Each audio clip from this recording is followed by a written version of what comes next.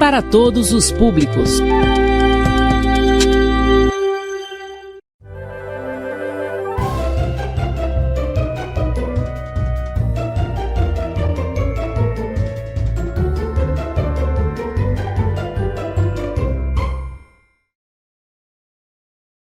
Boa tarde, gente. Estamos de volta com o projeto Escola em Minha Casa, Projetos de Vida, projeto da Prefeitura de Rosário por meio da CEMED. E a gente está de volta hoje com conteúdo de 8º ano, ok? A gente está falando nas últimas aulas que durante o início, no finzinho ali da Idade Moderna, do meio para o fim da Idade Moderna, a gente está vendo o surgimento de um novo movimento, que é o movimento iluminista, que fala contra o movimento do que a gente chamou de antigo regime, que é aquela estrutura de uma monarquia absolutista, onde o rei controla a economia, onde há uma sociedade extremamente estamental, sem movimentação. E a gente está vendo a crítica a esse modelo social. E um dos movimentos que se destaca durante a Idade Moderna, na verdade, que dá fim à Idade Moderna e início ao que a gente chama de Idade Contemporânea, é o que a gente vai estudar hoje, que é a Revolução Francesa. A Revolução Francesa, ela tem um marco, ela acontece na Europa, obviamente na França, mas ela tem um marco significativo para toda a história do mundo e desenvolvimento do que a gente chama de república e liberdade de expressão, né? A Revolução Francesa, ela acontece em 1789. Ela é conhecida como um dos marcos da história moderna e esse acontecimento alterou significativamente a estrutura política e social da França, seguindo o lema liberdade, igualdade e fraternidade.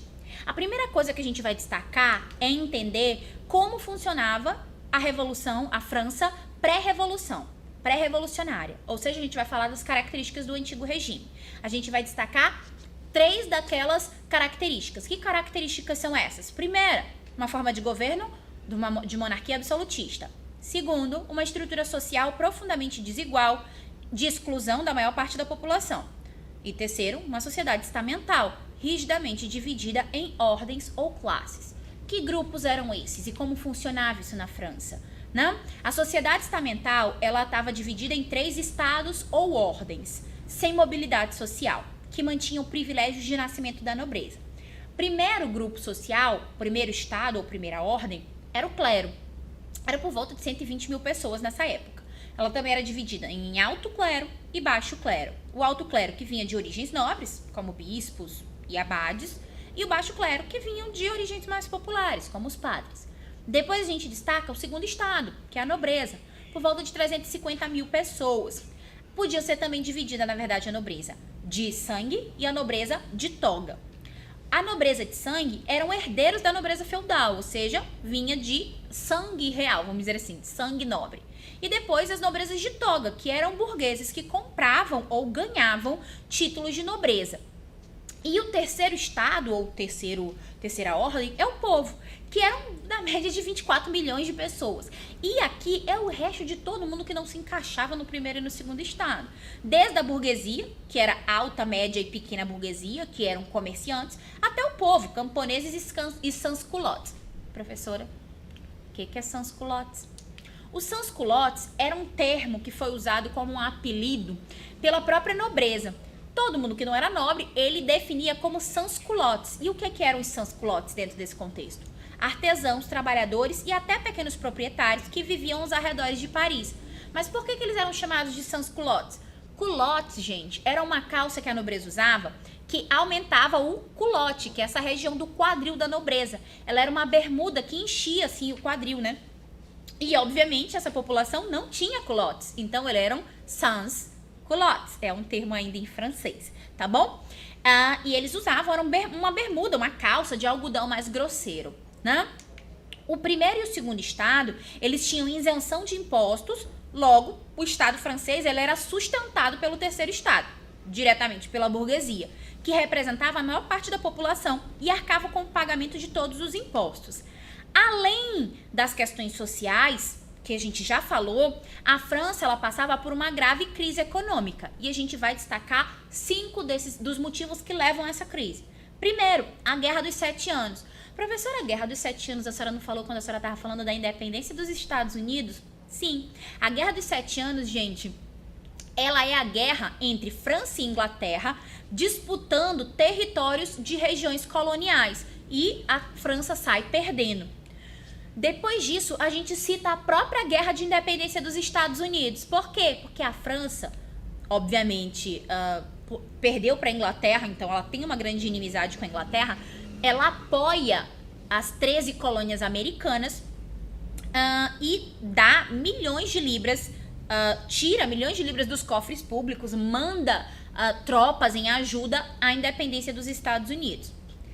Terceiro tópico que a gente vai destacar, um tratado comercial de 1786 que foi assinado com a Inglaterra, que era uma troca de comércio entre dos vinhos franceses e dos tecidos ingleses, que acaba levando a indústria francesa para o buraco, porque, obviamente, a indústria inglesa tinha uma produção muito mais rápida e de melhor qualidade.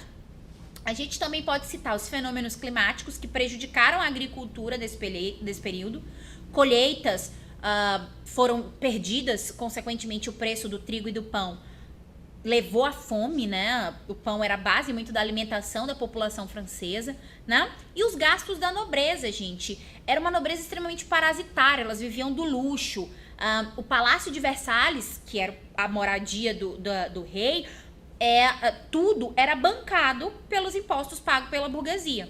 Ou seja, a gente junta a situação de exploração do terceiro estado, essa grave crise econômica, mais as ideias do iluminismo, que a gente já falou anteriormente, e, consequentemente, leva à Revolução Francesa. E a gente vai falar um pouco sobre as fases desse processo revolucionário.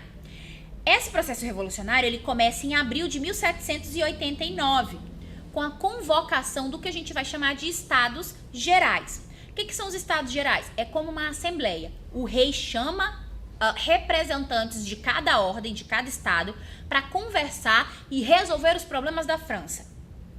O que acontece? Junta todo mundo, representantes ali de cada ordem, e o que acontece? Um impasse. Por quê? Gente, o primeiro e o segundo estado, que são o clero e a nobreza, sempre vão estar juntos, eles são grupos privilegiados, então eles votam junto, diferente do terceiro estado. Consequentemente, qualquer ideia que fosse beneficiar o terceiro estado nunca passaria por voto. Professora, mas o terceiro estado não era que tinha a maior parte da população? Por que eles não poderiam votar e ganhar? Porque o voto não era por cabeça, era um voto por estado, por ordem. Então, o que valia é o que o primeiro estado votou, o que o segundo estado votou, o que o terceiro estado votou. E isso, obviamente, levou a um impasse. Se o voto seria por estado, que era o que era defendido pela nobreza e pelo clero, ou se o voto seria por cabeça, que era o que era defendido pela burguesia. Como o voto por cabeça não foi aceito, o terceiro estado ele se retirou da União e ele formou uma assembleia separada. Eles foram para outra sala do Palácio de Versalhes e iniciaram uma reunião separada. Eles foram apoiados por alguns deputados separatistas, que também do clero e da nobreza, se juntaram ao terceiro estado e iniciaram o que a gente está chamando de Assembleia Nacional Constituinte, que é considerada a primeira fase da Revolução Francesa. O que é uma Assembleia Nacional Constituinte? Gente, uma Assembleia Nacional Constituinte, ela define a produção de uma Constituição. Professora, a Constituição são as leis de um país. Sim, só que quando você vai fazer uma Constituinte sem a voz do rei, você está dizendo que você quer limitar o poder daquele rei. Consequentemente, num país absolutista, isso é um problema para o rei, né? A Constituição, ela representaria o fim do absolutismo monárquico na França. Em 14 de julho de 1789, em Paris, o povo invadiu uma antiga prisão que sempre, na verdade, ela nem estava ocupada na época, né? Ela só era um depósito de armas, um pouco assim, não tinha nem prisioneiro, mas ela era simbólica, porque a prisão da Bastilha, ela era um símbolo de prisioneiros políticos. Então, quando a população, em 14 de julho, invade a Bastilha, ela é muito simbólica para designar o fim do antigo regime. Tanto que hoje na França, 14 de julho, é um feriado comemorativo, festivo, né? Na zona rural, porque assim, a Bastilha ficava em pleno centro urbano, então essa região foi atacada, né? Na zona rural, o povo também se organizou, né? Os camponeses invadiram castelos, incendiaram plantações, massacraram membros da nobreza e do clero. Isso aqui foi o que eles chamaram de grande medo, né? Muitas dessas regiões foram invadidas pelos camponeses, né? A queda da Bastilha e o preço do pão estão muito próximas como símbolos, porque um dos fatos que teria dado início à própria movimentação do povo na Revolução Francesa foi justamente protagonizada pelo pão, né? As revoltas populares em Paris e no interior da França tiveram início pelo aumento do preço do pão e culminaram no dia 14 de julho de 1789, quando o povo saiu às ruas e invadiu a Bastilha. A Bastilha tornou-se uma prisão para nobres ou letrados adversários políticos, aqueles que se opunham ao governo ou mesmo à religião oficial. Esse momento histórico foi muito importante, pois marca o início da participação do povo na Revolução, mostrando que o país se encontrava numa grave crise econômica. Professora, a senhora falou da Assembleia Constituinte. Quais foram as decisões dessa Assembleia? Primeiro, eles tomaram algumas regras. Primeiro, a extinção dos privilégios feudais, ou seja, a nobreza não poderia ficar mais sem pagar impostos, elas perderiam o privilégio de cobrar impostos, né? Eles aprovam uma Constituição Civil do Clero. Nisso que significa o quê? O confisco e a nacionalização das terras da igreja, ou seja, toda a terra que pertencia antes à igreja católica seria agora do Estado. E todo participante do clero seria subordinado ao Estado também.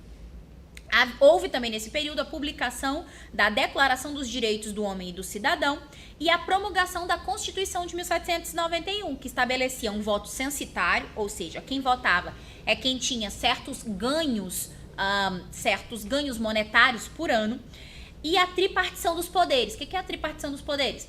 Executivo, legislativo, judiciário. A Declaração dos Direitos do Homem e do Cidadão, ela defende o direito à liberdade, à propriedade e à igualdade de todos perante a lei. Percebam que eu estou destacando que é igualdade de todos perante a lei. Eles não estão falando de igualdade social. Eles não estão falando que todo mundo tem direito a ganhar o mesmo salário, a ter a mesma posição social. Eles não estão falando disso. Eles estão falando de igualdade perante a lei. A Constituição da França de 1791, ela define que a forma de governo é uma monarquia constitucional. Tem o rei, mas controlada por uma Constituição. O voto censitário, que a gente já falou, e o mantenimento da escravidão nas colônias. Ou seja, ainda existe um pouco dessa contradição. Eles falam de liberdade, mas mantém a escravidão. A monarquia constitucional, ela funciona de 1791 a 1792. Luís XVI, que era o rei francês na época, ele aceita a Constituição, porém, ele aceita entre aspas, porque ele foi pego tentando fugir com a sua família para a Áustria e acaba sendo prisioneiro no Palácio de Versalhes. A monarquia absolutista da Europa, as monarquias, né, de outros países, elas começam a se organizar para resistir a esses fatos que estão acontecendo na França, né? Diante da tentativa de invasão da Prússia, a Assembleia, ela organiza um exército. Na verdade, ela chama os cidadãos para a guerra, né? Os partidos políticos começam a se delinear. Lideranças populares aumentavam seu prestígio junto à população e entre elas destacaram-se 3 desses líderes. Primeiro, Marat. Segundo, Robespierre. Terceiro, Danton. Ok? Eles se destacam como líderes populares. Essa estrofe que vocês estão lendo aí na tela de vocês é uma estrofe da Marselhesa, La Marseillaise. Gente, essa é uma estrofe do hino nacional francês. Professora, por que o hino nacional francês é importante?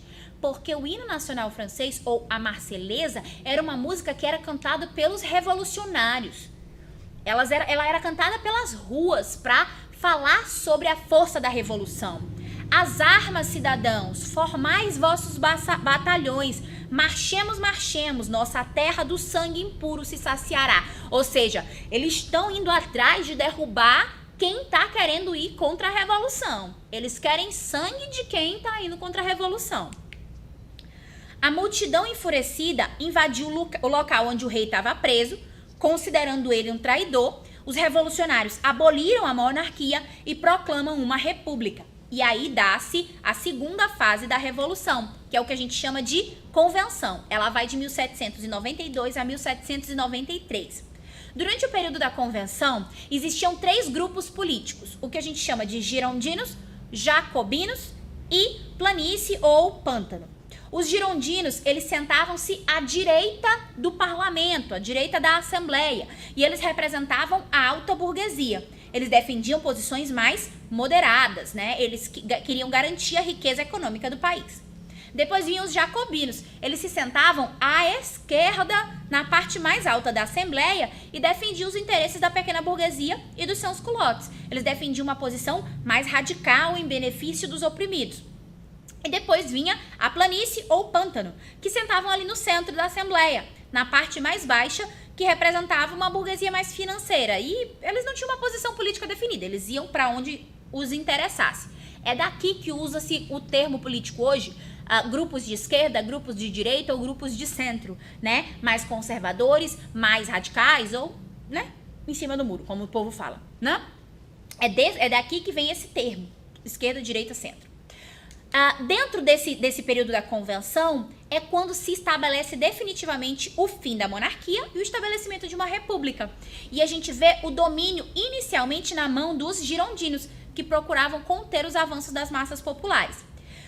Foi decidido por uma votação mandar o rei deposto, que até então era Luís XVI, mas agora ele recebia o nome de... Como ele não era mais um rei, ele era um cidadão, ele recebeu o nome de Luís Capeto, que era o sobrenome da família dele. Mandaram e votaram pela morte do rei, do ex-rei, né? Ele seria guilhotinado, né? A execução do rei levou as nações absolutistas como Áustria, Prússia, Espanha, reinos italianos e Países Baixos, junto com a Inglaterra, a formar o que a gente chama de primeira coligação para invadir, para ir contra a França.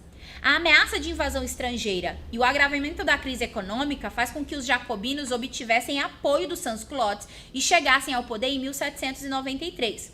Em junho de 1793, inicia-se o que a gente vai chamar de República Jacobina, quando os sans-culottes e os jacobinos invadem a convenção e prendem os líderes girondinos. Marianne. Professora, por que a gente está falando de um nome de mulher? Marianne, gente, é o nome que se dá... Era um nome muito comum na França desse período, né? E ela é um nome que se dá ao símbolo que se usa para o símbolo da República Francesa. Ela é uma alegoria, é uma mulher que representa a própria personificação da República. Geralmente, a imagem da República ela é representada por uma mulher branca, de traços europeus e ostentando um barrete frígio. Professora, o que é um barrete frígio? Vocês estão vendo essa mulher aí na imagem? Esse chapeuzinho aí com uma pontinha é o barrete frígio, tá? Ela representa a permanência dos valores da República e do cidadão francês, né? Liberté, igualité e fraternité, né? Que é o liberdade, igualdade e fraternidade. A Marianne, ela é a representação simbólica da mãe pátria, simultaneamente energética, guerreira, pacífica, protetora e maternal. A Marianne, normalmente, ela tá em posição, assim, de respeito. Muitas vezes ela é pintada ou desenhada com uma espada na mão, com uma bandeira na mão, né?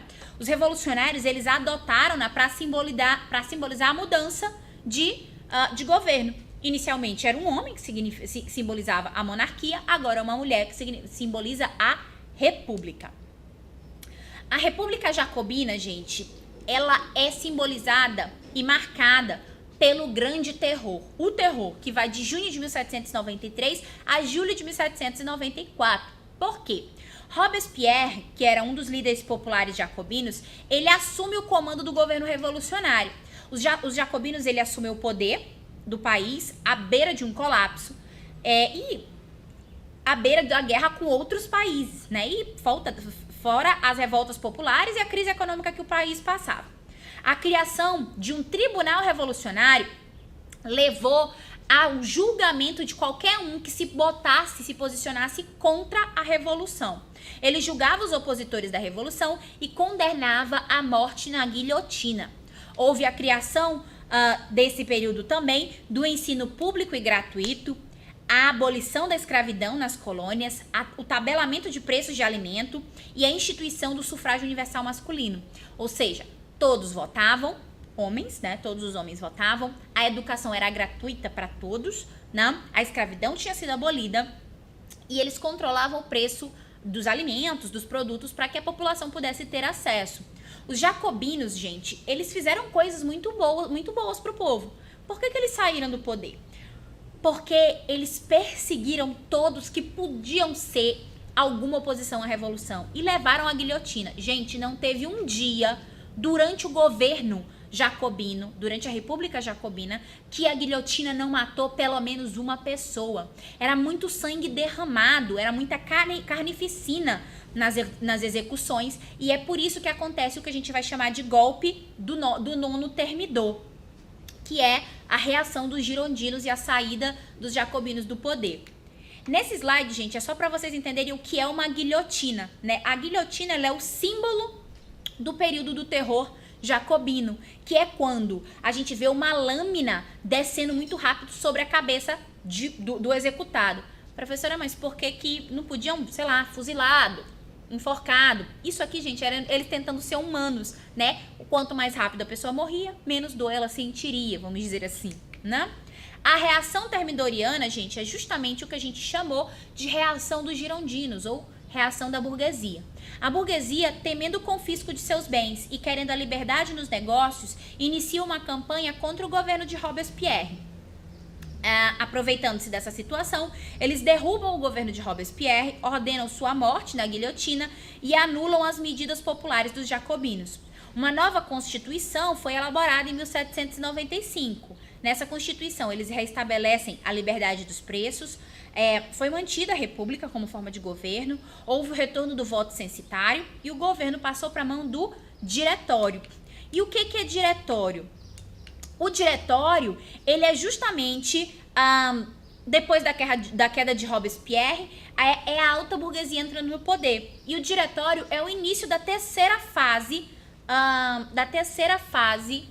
do governo, que vai de 1795 a 1799. Após a queda de Robespierre, a alta burguesia voltou ao poder disposto a consolidar suas conquistas.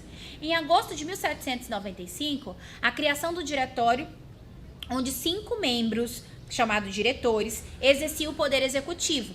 A crise econômica, ela agravava-se cada dia, a corrupção aumentava e faltavam alimentos, levando ao enfraquecimento do diretório. O governo, ele se manteve graças à aliança com o exército francês, naquele momento muito prestigiado pelas sucessivas vitórias contra as coalizões de países europeus, de outros países monarquistas europeus, né? Ele teve a maioria girondina e claramente sofria de oposição dos jacobinos e dos monarquistas. Mas o que o diretório ou a burguesia faz para não perder o poder, né? Externamente, a França ainda enfrentava problemas, né? Os países absolutistas, eles começaram a se destacar nessas guerras entre França e esses países. E dentro dessas guerras, começa a se destacar um cara que era considerado um gênio militar, né? Que é o próprio Napoleão Bonaparte. Para se consolidar uma república burguesa, os girondinos, eles apoiaram um golpe de governo. Eles disseram assim, olha, se a gente continuar aqui, a gente vai ser continuamente atacados pelos jacobinos e pelos monarquistas. Vamos colocar um cara para centralizar o poder. A gente aceita ele liderar. E é bem aí que eles aceitam o que é chamado de golpe do 18 Brumário, que é Bonaparte derrubando o diretório e instituindo um consulado, que era um governo dividido entre 3 pessoas. Fica por um tempo, mas no final ele se coroa imperador, né? E quais os principais resultados da Revolução Francesa? Os efeitos da Revolução Francesa vão de 1789, eles atingem ali todo o planeta praticamente. Os ideais de liberdade, de igualdade e fraternidade se consolidaram como os princípios universais e inspiraram a luta pela independência e liberdade em diversos países. A Revolução Francesa contribuiu para a construção de sociedades mais democráticas, pautadas nos direitos humanos, ok? Gente, A gente termina hoje nossas pontuações sobre a Revolução Francesa. Qualquer dúvida, leiam o livro de vocês. Continuando com dúvida, conversem com seus professores. A gente continua na próxima aula e até!